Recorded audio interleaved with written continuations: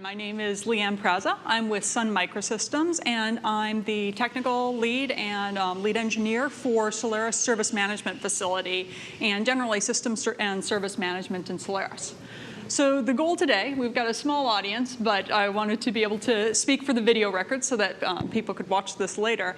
And so we might go at a little different pacing, but please feel free to browse through the slides online when you're looking through. But the goal today is to basically look through Solaris SMF, both current, what we've done in Solaris 10, what's there today with Solaris SMF, as well as what we're looking to do in the future in order to make service management more easier on Solaris and more well integrated. So I first wanted to talk about why the heck did we do this SMF thing? Why did we spend all this time replacing what's essentially a pretty well-known infrastructure of System 5 init scripts and inetd.conf? Talk about the basics of SMF, finally go into some service development details, and then talk about the nows, that is to say what my team's up to and what we're doing today, as well as the future things that we're thinking about. And I'm obviously interested in questions along the way or afterwards. So why did we do this? I mean, what is SMF? Why did we actually start thinking about this problem? Well, as we were kind of looking at Solaris over the past few years, we realized that there's a difference between a service and just a mere program running around on the system. It used to be in Unix that you had daemons, and these daemons were important, but they basically had one process. They ran around and did a job, and then when the system rebooted, the daemon went away. Or if the daemon crashed, you got to restart it as an administrator. But things have been getting more sophisticated over the years. Services are no longer just a single process on the system, but they're actually comprised of a whole pile of processes. An application server, your web server, your mail server. None of these things are just a single process anymore. The operating system, on the other hand, all operating systems traffic in processes. That's their abstraction for dealing with user land things. So we realize that there's this difference between the service and the program, and that you actually want to be able to look at the system and figure out what services are running, not just what processes. Obviously, we want to still maintain that view into the processes as well, because that's an important debugging and performance analysis tool. The next thing is, because there were no service abstractions, there's actually little support for, little OS support for service-based management. You got the init scripts, which you could start and stop, but it was hard to actually figure out what services are running on your system, what services are no longer running on your system because they're broken, and what it actually looks like to be a service. The next thing is that parallelism, which is more and more important in computers today as we get more multi-threaded, more multi-core chips. Even small systems can take advantage of parallelism. And more programs are being written in order to take advantage of this. But our boot process in Unix actually didn't take advantage of this parallelism. So you would basically watch your init scripts start one at a time, at a time, at a time. And on a system that had some parallelism, that is to say larger than my laptop of 2 years ago, that is to say on a modern laptop or any machine that you'll run Solaris on, parallelism could be exploited during the system boot time. The next thing is that not just managing services was their lack of support for, but we actually didn't know what the services' boundaries were and their relationships with each other.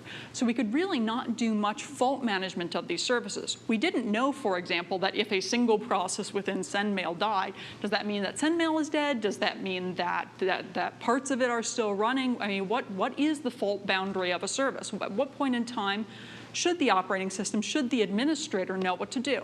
This used to all need to be plugged into an administrator's brain. You would have to pgrep for the SendMail service, and you would pgrep for SendMail. You would ps-eaf grep SendMail, whatever your invocation was. And you would basically say, SendMail. It should have two processes running. There's one that connects. There's one that accepts connections, and there's one that sends the mail out, and there should always be two. And if there aren't two running, there's something wrong. Well, why does that knowledge have to be built into the administrator's brain? Why can't it actually be encoded along with the service? we've got a lot of text files, at least selfishly as an operating system vendor. We actually have a whole lot of different text file configurations, and each one has their own parser. This, of course, means problems to us in maintaining all these text files because, well, it's a pain to have to write all these parsers. Each one has different bugs. They all look different, and it's generally a pain. But it's also a pain because when you have to look at all these text files, you have to figure out, well, what's the syntax? Are tabs or spaces important? What's the comment character? How do I actually, manage these each individual operating system service using these text files? And it's actually, it was very difficult to figure out what was going on with the system, and furthermore, be able to preemptively look for problems in configuration because each individual little subsystem had its own text file. Finally, we figured with all of this, the lack of understanding about the services from the operating system point of view, all the different parsers, that in order to be able to recover from errors, we're missing a ton of opportunities in order to recover from errors on the system automatically, to preemptively notify administrators about errors, and basically just make the system run better. So we wanted to start taking advantage of our opportunities to recover from these errors. So what we did in Solaris 10 is we introduced this thing called the Service Management Facility in order to start resolving some of the infrastructure to allow us to do better error recovery, to do better service management. So first of all, we elevated the service to a first-class operating system object.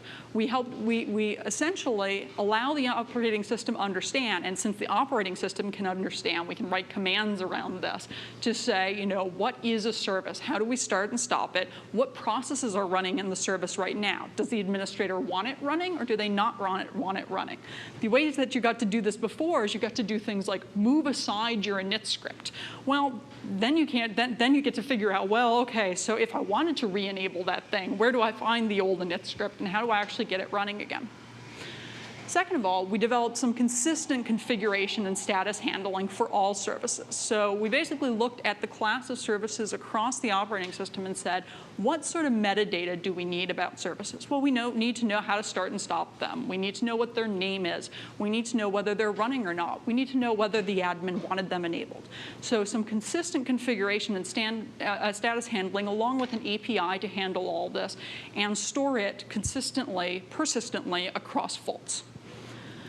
Next, we wanted to be able to generally monitor and restart services across faults. There's a lot of lore and shell scripts and all sorts of sophisticated handling that people have had to do over the years because the operating system didn't help them recover the services from faults. Essentially, your service would crash. You'd have to write some shell scripts around it, some programs around it to monitor whether your important services were running around or not. These were all service specific, and you basically had to figure these out on a case-by-case basis. We wanted the operating system to help, not just to monitor things, but also to be able to restart them when things failed.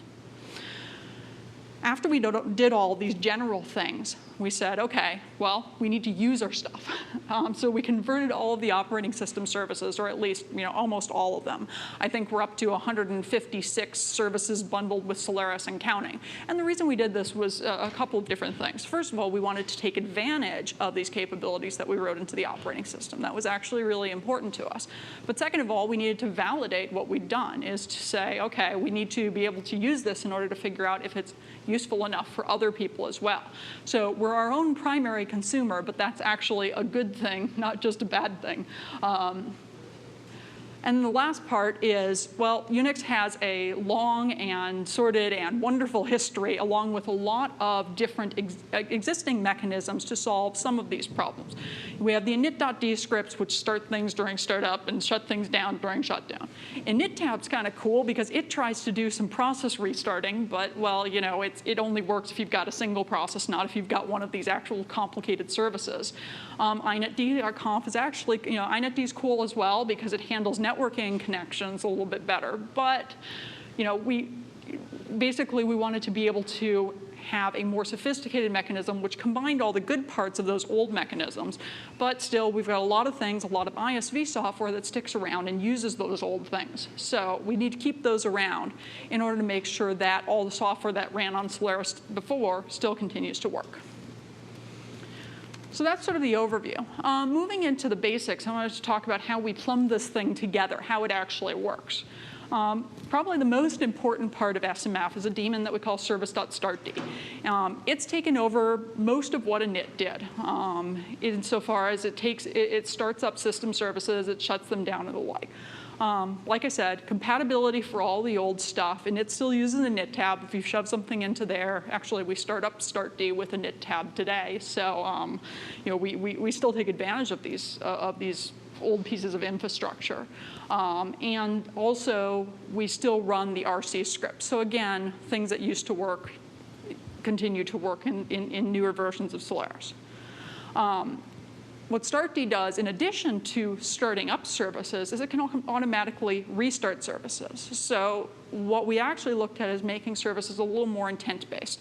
Is instead of saying, I want to stop the service or I want to start the service, what you actually give is your intent to the system. You say, I want to enable the service. I want to disable the service. I want to enable it temporarily. I want to those sorts of things. What that means is then the operating system can tell the difference between the case where you just went off and killed off the daemon, and whether that happened to be you killing it off or it core dumped or something else, the operating system didn't used to know whether this was a desired state or not.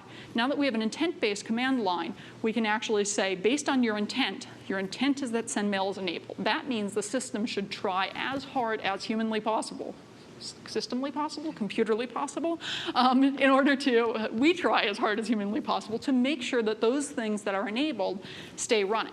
So we start it up at boot, and then we restart it if it dies. So even if you accidentally went off and killed it because, well, kill-9 isn't actually an intent-based, it isn't actually an intent-based a command line, is basically you could have typed the wrong PID and accidentally killed off the thing that was most critical to your business. The next thing is that we can, again, intent-based command lines, we can disable the service with a single command.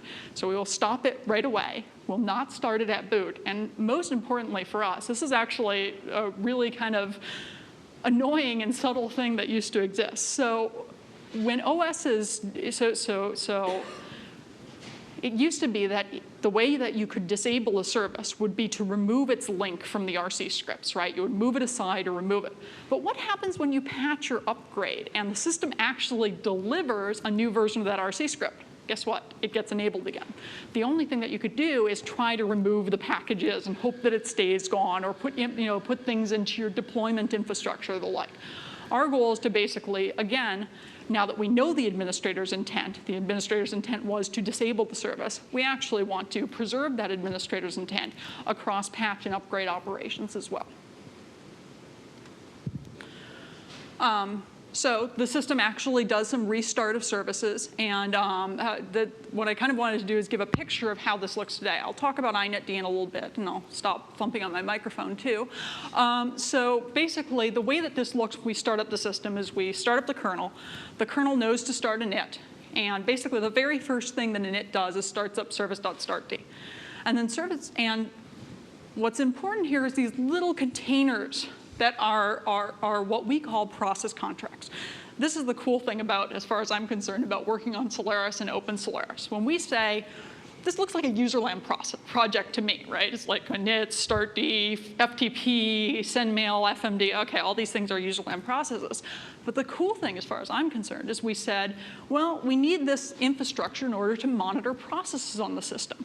Well, we could do this through some hacky, attach the debugger to the processes, and boo, that's boring. What's actually cool is we can actually put that infrastructure into the kernel and create these things that we call process contracts, which are a grouping of processes that something in userland, in this case startd, can express interest in and say, I care, so we create a process contract when we start up a service. Let's say sendmail for this case. And sendmail starts up 2 processes, and those are both put into the process contract. And then startd can basically just monitor on the process contract and get events when bad things happen, or even when good things happen. when a new process joins, when a process exits, when all processes in the contract exit, when one of the processes in the contract was actually killed by the kernel because we had an unrecoverable memory error in it.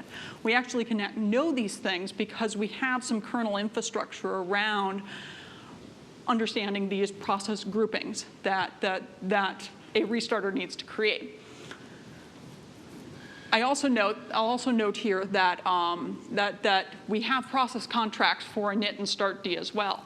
And the reason that we do this is because the kernel monitors init monitors startd, and the goal is for our entire system to be restartable from first principles. So we actually had an intern work on this last summer, which was pretty fun.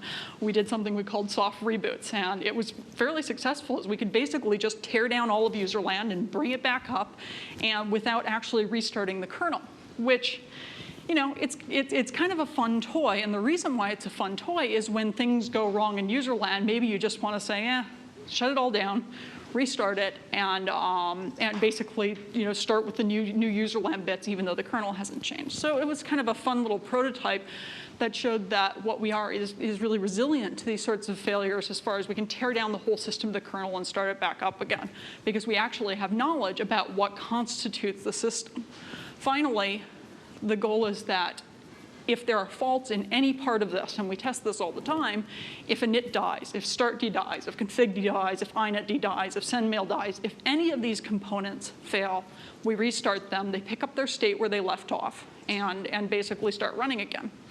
So the a fun demo that I always like to try, and I always hope works, is that, and we do test this from time to time, is basically you can kill -9-1 your system, and you can watch most of it come back up. There are a couple of services that are a little less friendly to their restart, things like the auto mounter right now, but we're working on those, and that's basically the goal of a Solaris system, is that death of any process can be recovered from.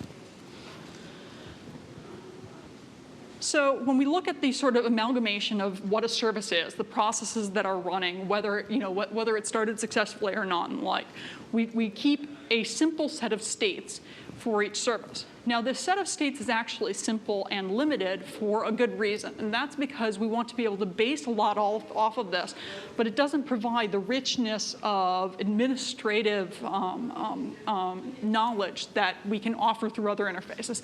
This is just a simple way of saying, okay, uninitialized, obviously all finite state machines, you need your first state, that's what it is.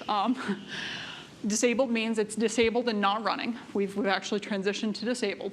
Offline means it's enabled and waiting for dependencies. We'll get to dependencies in a second. Online means it's enabled and running. Degraded is our way of saying that a service is running below full performance. We don't use this extensively today in Solaris, but we'll be using it more and more in the future. But that's basically to say, it's operational, but it may not be running up to what you've spec'd it at. Yes?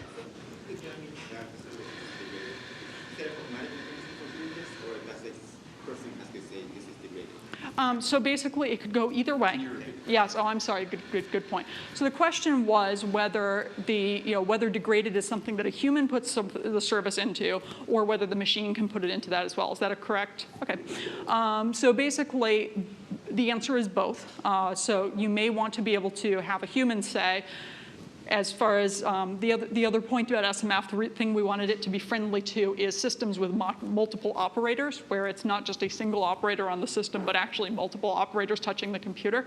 And so we wanted to be able to have an admin put things into a degraded to mark it as, well, there's something not quite right here, but I don't want to restart it because maybe it's, you know, Oracle and it takes 30 minutes to start up again or whatever. So I don't want to interrupt that service now, but I want to mark it that way.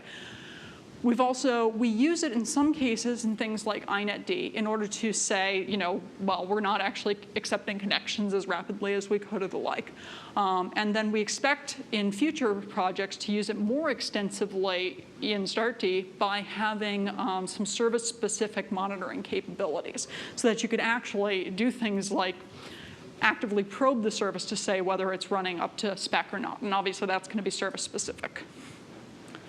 The last one is a state that we hope things never go into, but they inevitably do, and that's maintenance. And that's basically a state that that the framework can put a service into, but it will not be left without administrator intervention, because maintenance means we've tried as hard as we could to restart this thing and it's not getting better.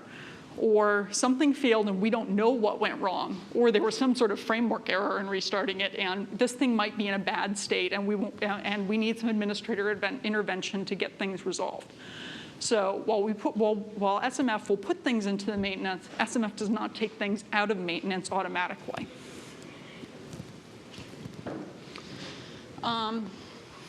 Let's see. Service dependencies. So services can declare dependencies on each other. And so why did we actually do this? Again, hearkening back to the old init script days, the init tab, those sorts of things.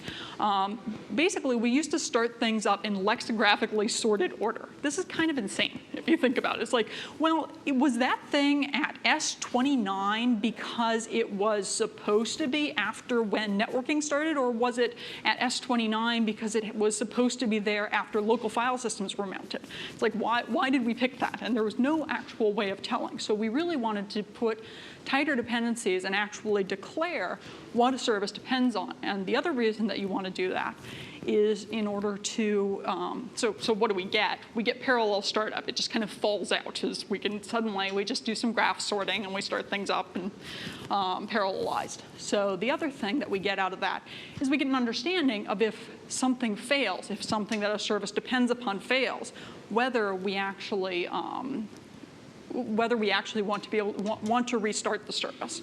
So we also have sophistication in our dependencies, so we can say whether they're resilient to the failure of whether a service is resilient to the failure of the dependency or the like. So that kind of goes into the next point, which is that if we get a hardware error, we can then basically say, well, maybe I don't just need to restart the service, but I need to restart the things that are dependent on it that are actually tightly coupled with the service as well. So that is to say, if a memory error that happened that the kernel couldn't recover from because essentially we got an eCache parity error, that or an uncorrectable error rather than just an eCache parity error, a UE, then we can basically say, well, anything which is tightly coupled with this service probably needs to be restarted too, because it's got a bunch of shared memory segments. They basically are too intertwined, and we should restart them all together.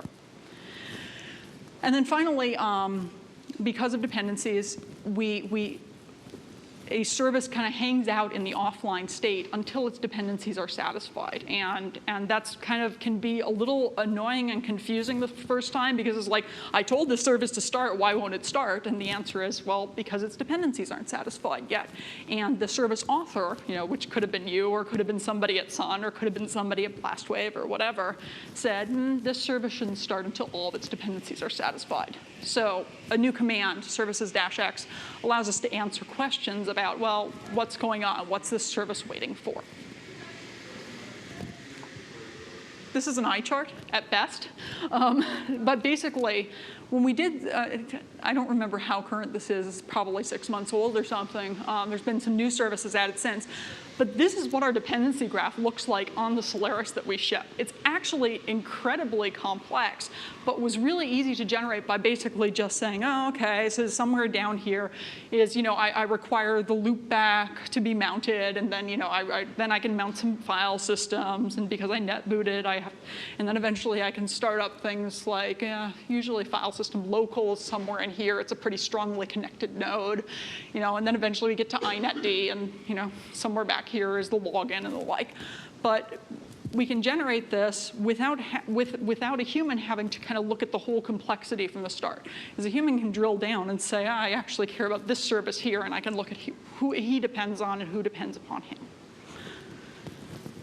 Oh, and we have on opensolaris.org. So basically, when I talk about SMF and Solaris, I'm actually talking about SMF and Open Solaris, because we do all of our work in the open. We have a community on opensolaris.org where we're asking, where we answer questions and kind of take contributions and all that. And the program which generated this is called SCF. And it's actually sitting on opensolaris.org if you want to generate one for your own system too. Here's where I'm going to start going a little bit faster because I have too many slides for my time. And so what I'm going to do is I'm going to skip through a bunch of this. The slides should be available online. I'll probably also post them on my blog or something, but so that you can kind of go through the details later. But methods are the other way we can actually, so I talked about how an admin communicates with a service. Method is the way that that SMF communicates with the service itself.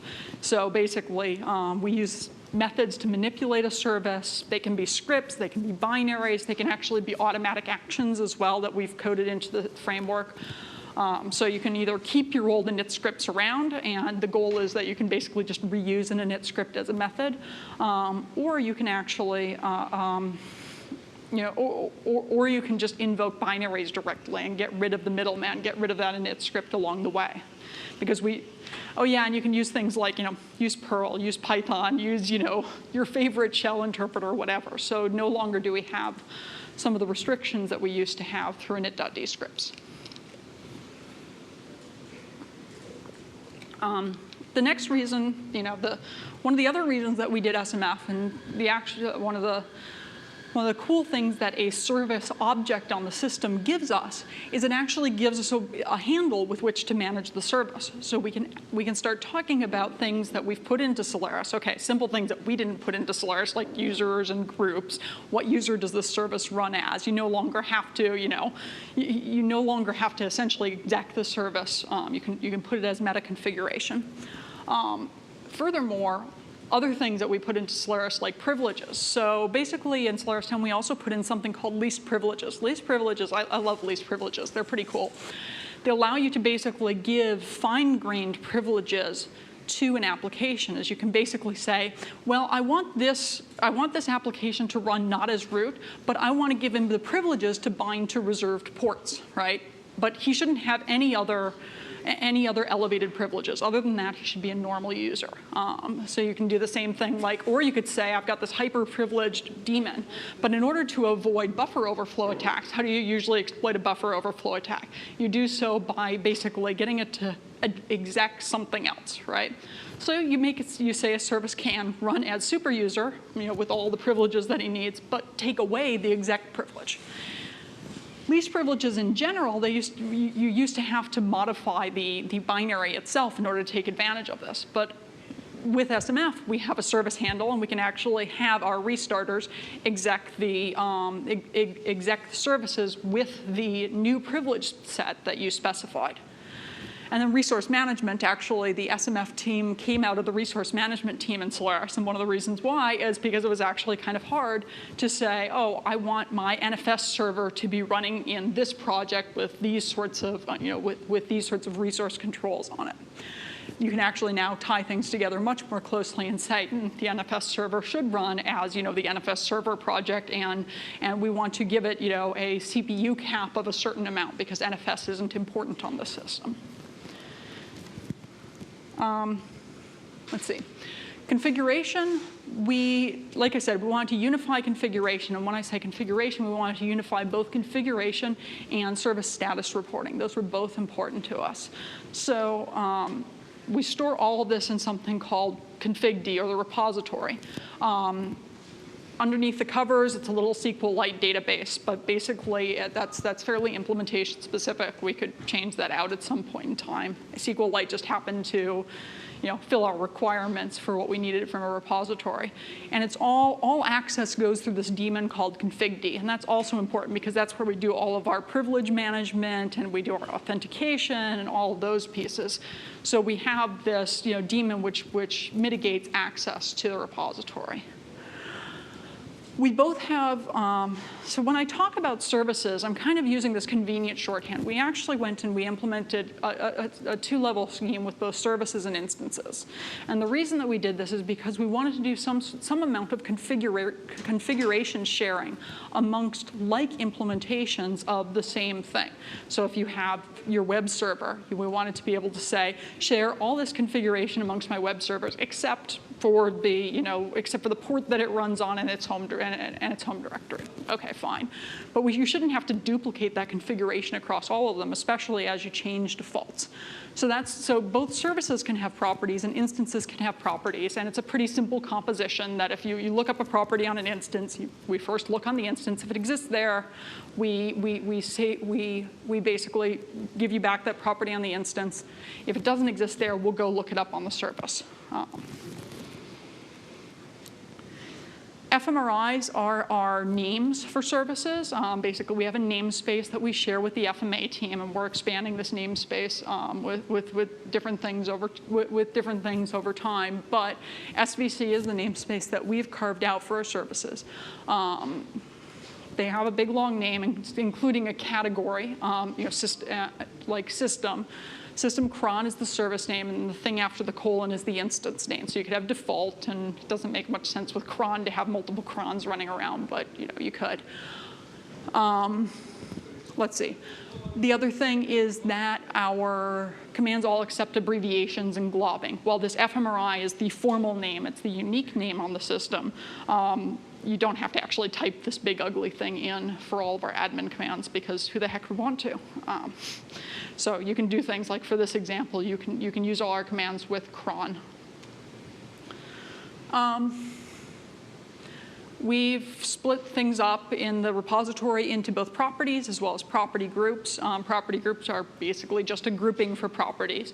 Properties have a well-defined set of types that they can take on, and these are things like strings and A strings and binary globs and integers and the booleans, the standard stuff. Property groups are groupings for properties, so it's not an entirely flat namespace. And the really nice thing is you can define your own types on property groups, and we kind of use this extensively in order so that you can do things like make searching easier if you have an application putting configuration into the repository. We take snapshots. I won't go into the details here, but snapshots are basically a way so that we can actually roll back to previous configurations, as well as we can do transactional updates to services themselves. So you can basically, with the svcadm refresh command, say, I want to take all these configurations that I've been working on for a while and commit it to the running snapshot, which is where we read all the properties from. We've got a library. The library's okay. We're adding some more simple interfaces to that over time, as well as there is a truly simple to use command called service prop, which has committed output, and we're not going to change it over time and all that, so that you can actually look at configuration in the repository, grab it from shell scripts or whatever. And we're using these more and more extensively lately. One of the things that's come in since early Solaris 10 is something called secure by default. Secure by default is, it was about time for us to ship Solaris with all insecure remote protocols turned off. Turn off telnet by default. Turn off, basically RPC binds remote connections by default, all of those sorts of things. This actually all uses SMF today. So SBD is implemented by something we call an SMF profile, which enables and disables all the appropriate services to put you into secure by default mode, as well as Twiddle's properties. Like RPC bind has a config/local only property, which says whether it should accept connections from the big bad outside network, or whether it should only accept them internally. All users can read all repository properties, but we had a request for some secret data to be able to be stored in the repository, and so we're adding capabilities for sort of private or secret repository data in the future. That's mentioned on SMF Discuss and was talked about pretty extensively there. Finally, the way that we do, one of the things we wanted to do with SMF is allow delegated administration so that you could essentially have, you could give away in your operation, say, I want to be root, but I've got a web server admin, I've got an Oracle admin, I've got, I've got a SendMail admin. They should be able to, reconfigure, start and stop, all of those things, play with their service. But, so how do we do that? We actually give this, we allow you to delegate write privileges to the repository. And because all of our communication happens through the repository, we basically, it's all done through that point of control rather than having us, requiring us to put a bunch of, authorization checking into each individual command. Manifests are our delivery system. It's basically a bunch of XML goo which describes the service of the system. I must have actually removed funny. Okay, they're relatively short and basically are fairly simple to create, usually by copying an existing one, because who wants to write XML from scratch? I don't. So basically, you deliver a manifest in order to describe your service to the system. Okay. We have a bunch of commands. I'm not going to go through all the details of these, but basically services is the status querying. It's like, give me information about the system. -X is pretty cool. It'll tell you what's wrong with the system. Basically, if its service is in an unusual state, it will tell you about it. The service is enabled, but it's offline, and then it'll start trying to tell you why it's offline or why it's in maintenance. SvcAdm is how you actually administer the service, common actions that you have for the service, enable, disable.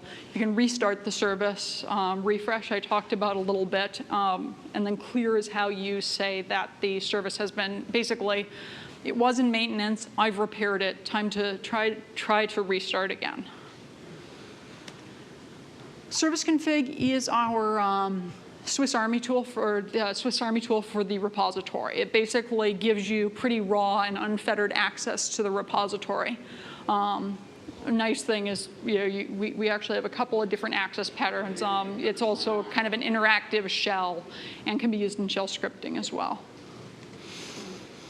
And then service prop is just a, attempt to be a simpler way of just getting property information. So if you want to query the repository from your scripts, service prop is a much simpler way of doing it usually than svcconfg because it's just meant to be, a querier. It doesn't have an extended syntax to try to do a whole bunch. So you can basically just say things like service prop -p property, right? Get the enabled property out of Apache 2.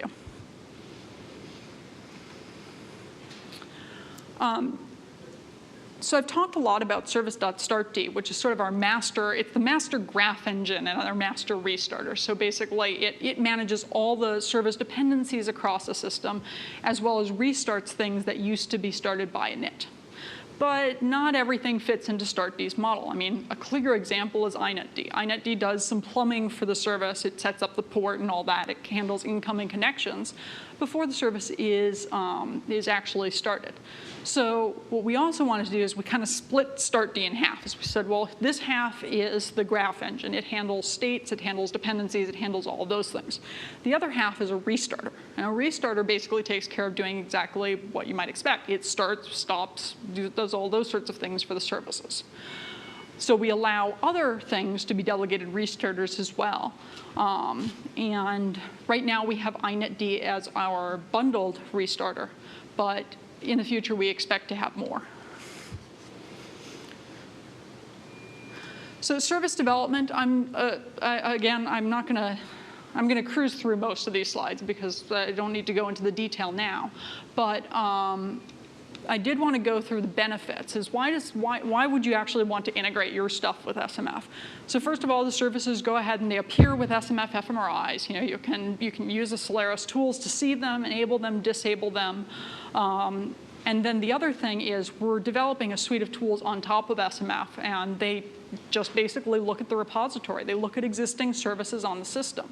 So if your service appears there, then our tools will manage it, no extra work from you. Next is the built-in restart so that you don't actually have to go off and implement your own monitoring and own restart of all the services. And then also it participates in handling for our software faults, and that's kind of important. So in Solaris, we've also introduced a partner technology to SMF that we call the fault management architecture. And the fault management architecture, its job is to basically be both reactive and proactive about hardware faults on the system.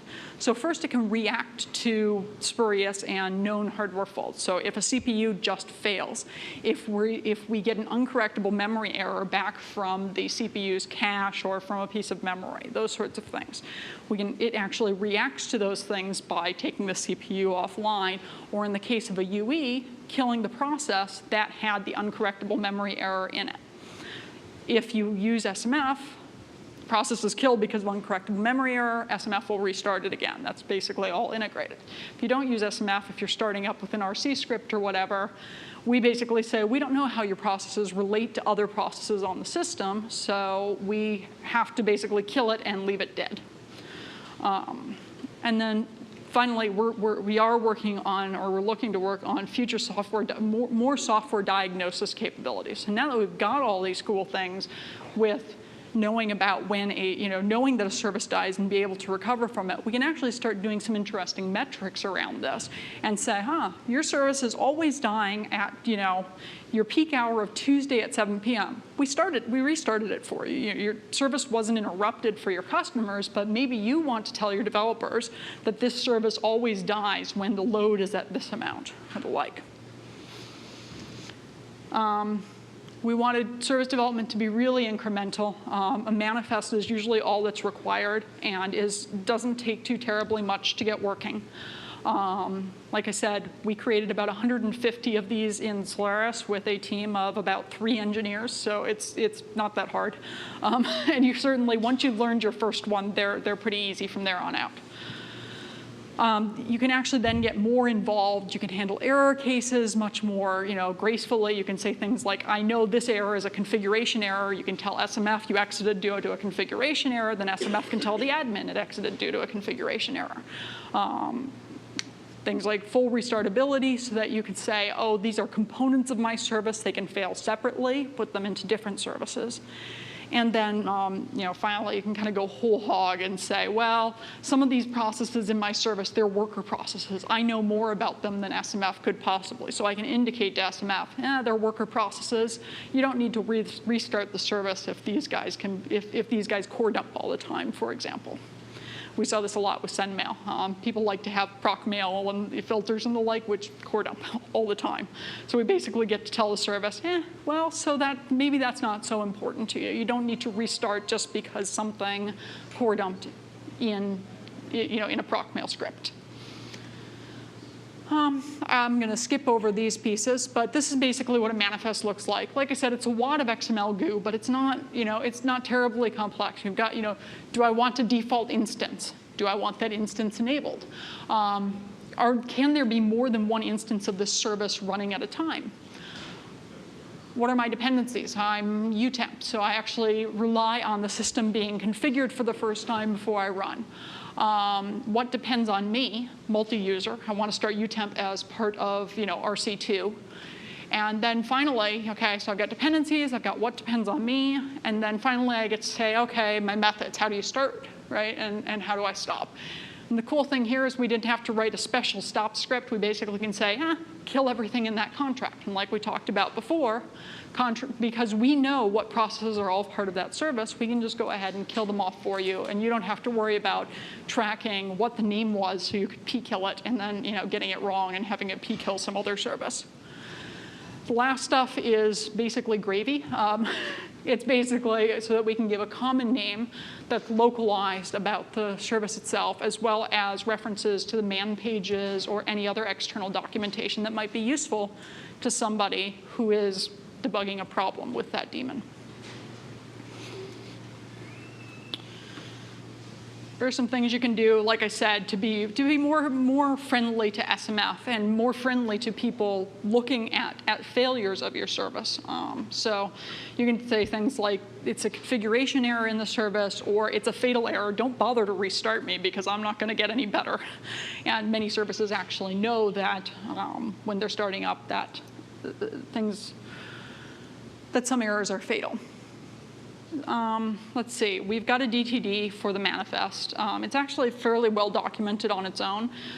It's got lots of comments and the like. And then the other thing is, like I said, it's been a long time since I wrote a service from scratch. Basically, I tend to take one of these examples and go ahead and start from it and just modify. And there are usually about 4 things to modify and you're done. utemp for a standalone daemon, coreadm for something that blats a bunch of configuration in the kernel but never has to run again, and then telnet for an inet demanaged daemon.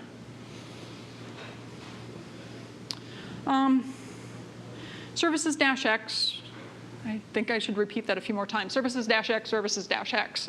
So basically, services-X is how we want to explore errors on the system and to be able to say, here's what's, this sort of global view of what might be wrong with your system. So that's where we're starting, and that's where we're adding to as we diagnose more and more failures on the system. Let's see. We try to log for our services. That's actually pretty important to us. It used to be that what would happen is people would just dump their init script output to the console, and this was great if you had a console logger and something went wrong, but terrible if you didn't have a console logger and something went wrong. So we actually save all of those sort of things that scripts like to send to standard out and standard error, along with a log of what SMF is trying to do. Oh, I decided you told me to enable this service, so I enabled it. You told me to disable it. A dependency failed, so I had to restart it. Those sorts of things we put into the log. We also have things like you can set environment variables in the service, and we're looking actually to increase the debugging capabilities in the future, and we've been having that discussion on SMF Discuss, and please give me feedback on debugging capabilities you might want added, or come join us on SMF Discuss at opensolaris.org and talk to us about it, because we know that we could be providing more to people who have to basically put a daemon into debugging mode and sort of up-level that in the same way that we've up-leveled service administration in general. So that you could basically say, well, I want to make sure that this daemon logs everything it's doing, and then SMF can tell me about where it's putting the log file and everything. Services-X. So I can say it again. But basically, we try to give as much information as possible in the services-X pointer about how to recover. And you can revert to a previous snapshot if you've been mucking with the configuration a lot. And we'll make that easier in the future, but it's kind of a nice safety blanket. I'm going to skip over packaging. There are references to yeah, and I probably should have referred to the OpenSolaris site. I'll refer to it. I'll have a link to the OpenSolaris site at the end. But lots of developers are coming to OpenSolaris and talking to us about problems they're having. And the important thing is it's not just a matter of, well, yes, we answer the question immediately, but that feedback is what we're using to design the next things in SMF. So let me talk about, finally, and I'm going to end close to on time, even though we started a little bit late. But I want to talk about what we're doing now, what the SMF team is busy coding today, as well as sort of where we want to go in the future. So the current things that we were looking at is we spent a lot of time initially with SMF trying to make things easy for the administrator, okay? Make it really easy to do the common things, enable, disable, restart, those sorts of things. When we put configuration, we put this meta configuration into SMF, but as more and more stuff is actually using the configuration capabilities, we realize that there are probably some gaps. First of all, repeatable customization was one. We actually wanted to make it really just truly simple to pick up your customizations, not things that the system necessarily, well, that too. But let's start with the things that are your customizations. The system shipped to you with a set of defaults, and then you went off and customized. You basically said, well, okay, but I don't want SendMail running on this server. For NFS, I want to run more threads on this server, those sorts of things. What are my customizations on the system? So we wanted, what was really important to us is a way to extract, first of all, to know what what an administrator has customized, extract that information, and then repeat it on another system so that it's really easy to deploy things. Along with that is the ability to basically pick up the entire configuration of a system and go redeploy it. But the differences are actually really interesting to be able to say, what have I configured on the system? We wanted to do more configuration validation during input. I mean, we've got some simple typing capabilities, so we can start by saying, are you inputting thing of the right type? But we also wanted to do a little bit more individual validation. Let's see, auditing as well. We've basically got the code done and just have to finish putting it back. But we can do auditing for all administrative events within SMF, as well as configuration changes. And the security team's really excited about this because it used to be that when you did auditing of a file change, a configuration file change, all our audit trail could tell you is the file changed. Whoop-de-doo, the file changed. What was the old version? What was the new version? Who the heck knows? But now in the audit payload, actually, we can put together the information of you've added this property, you deleted this property, you changed this property, its old value was this, its new value is this, and actually say something really interesting about what's going on your system over time. We're using VSM auditing, which is our basic security module auditing, because, well, it's the audit trail we have in the system, it's secure, all of those things. So that's why we're using it today.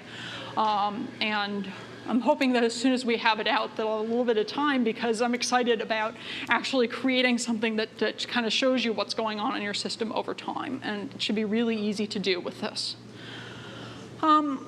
Our manifest imports performance on first boot is a little marginal, so we're looking to improve that. We actually have some ideas on how to do that, and at the same point in time, simplifying delivery of early boot services that actually need to start before the root file system is mounted read-write. Things are pretty cool for application services because they start relatively late in the boot process and just kind of they don't need to do anything special. But it actually turns out that in the operating system, because we're the framework that plumbs up the rest of the infrastructure, we're the ones who mount root, read, write, we're the ones who mount all the other file systems, that we actually need it to be a little bit easier than it is today to deliver early boot services. Finally, we're doing some unification around our interfaces for service administration. Solaris doesn't have a ton of GUIs today, but we realized that with SMF, we have a lot of metadata about services on the system. And we could do some generation of GUIs a lot simpler than it would be to write GUIs individually for each individual piece. We're doing that part too, but we're actually pretty excited about the idea that you can that you can kind of just look at the services on the system and give a relatively pretty view of what's their status and what can you configure on this service with a little bit of metadata about it. So what sort of projects are we working on? All of these are open on Open Solaris. We take comments quite happily. So the Enhanced Profiles project sounds small, but is actually much bigger in implementation than it sounds like. So the general goal is to be able to customize and easily deploy configuration like I was just talking about. So you can essentially take this wad of configuration you want to apply to a new system and generate it pretty simply and then just go throw it at machines, as many machines as you want. So what we realized is we sort of had these profiles in SMF today, but they were relatively simple and they had no representation in the repository itself. So it was hard for us to tell where configuration came from. Did it come from, did it come from the original service author? Did it come from, like I was just talking about, the secure by default? Did it come from the secure by default team saying, or the admin saying, I want this system to be, open to the world or closed to the world? And then the last thing is, we wanted to be able to make it easy to drop this profile into place during system deployment. Okay, so there's another talk starting, so I'm going to have to close this one up. But we do have a couple. I'll put these slides up, and we've got a couple of other things going on. Sort of just a view of sort of the system administration stuff that we're doing. And then, futures are to work on our fault model in more detail, come up with a public restarter API, as well as do some more configuration sharing and deployment across the system. So I'm going to entertain questions probably off to the side in a bit so that the next talk can come online. But thanks to everybody for watching. You can always reach me directly, Liane Praza at sun.com, or I'm active as well as the rest of the SMF team is incredibly active on our community on Open Solaris. So thank you. And